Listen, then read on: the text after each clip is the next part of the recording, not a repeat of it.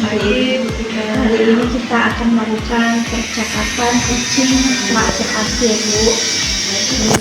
Pertama saya mau bertanya Bu, kira-kira materi pelajaran apa Bu yang akan diobservasi nanti? Oke, baik. Jadi materi yang akan dikasihkan nanti adalah melakukan entry transaksi pada aplikasi komputer akuntansi. Ya Bu, nanti kira-kira tujuan pembelajarannya apa Bu? Baik, untuk tujuan pembelajaran yang akan dicapai, yang pertama, peserta didik harus mampu dulu membedakan dan memahami bukti-bukti transaksi, baik itu faktur, baik itu petty cash, bukti kas masuk, bukti kas keluar. Ya, intinya anak-anak harus memahami dulu bukti transaksi. Nah, selanjutnya tujuan yang kedua adalah anak-anak dapat melakukan entry transaksi Bu pada aplikasi komputer akuntansi. Kita menggunakan aplikasi ini. Jadi Bu, dalam pembelajaran itu nanti kira-kira menggunakan metode apa Bu, model pembelajarannya? Nah, karena ini suatu aplikasi, outputnya adalah laporan keuangan. Nanti kita akan melakukan membuat profit and loss statement, statement of cash flow, kemudian trial balance. Jadi saya akan menggunakan project based learning. Ya, karena ada hasilnya ya, Bu, ya. Karena ada hasilnya. Karena ada hasilnya.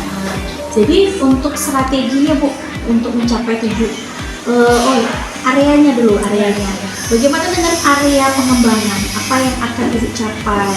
Terus di bagian mana yang ingin Ibu tingkatkan untuk siswa kita? Oke, baik. Jadi area yang akan dikembangkan nanti akan ditingkatkan adalah yang pertama dari aspek kognitifnya, di mana peserta didik harus memahami dulu bagaimana menggunakan aplikasi komputer akuntansinya.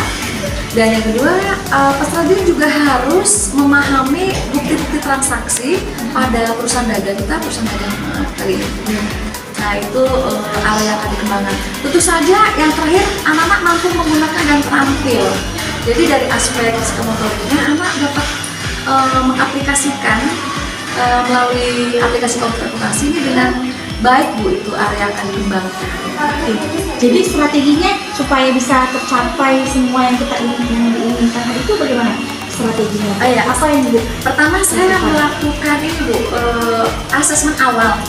Dalam asesmen awal, hasil yang saya dapatkan, saya dapat mengelompokkan peserta didik kita nih mana-mana yang masih belum siap dari kesiapan belajarnya, dan ada yang sudah siap, dan bahkan ada yang sudah mengetahui Bu, sudah memahami.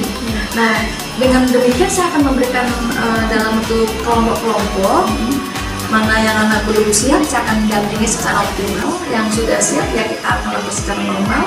Yang sudah sangat mahir, ternyata udah ada yang sangat mahir ya Bu, mungkin bisa menjadi apa ya Bu, tutorial teman sebaya masnya.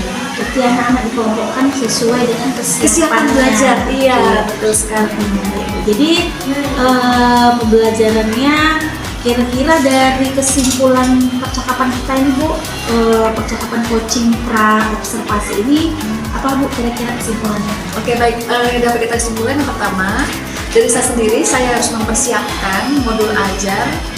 Tentunya dalam hal ini harus modul ajar yang terintegrasi dengan keteraturan suasana kelas, karena tujuannya kan mencapai hasil akhirnya tadi.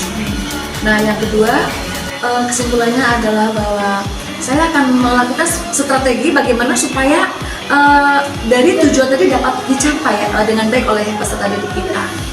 Dan yang terakhir tentu saja kesimpulannya, saya harus mempersiapkan ini Bu, beberapa modul sesuai dengan perencanaan yang akan kita lakukan nanti.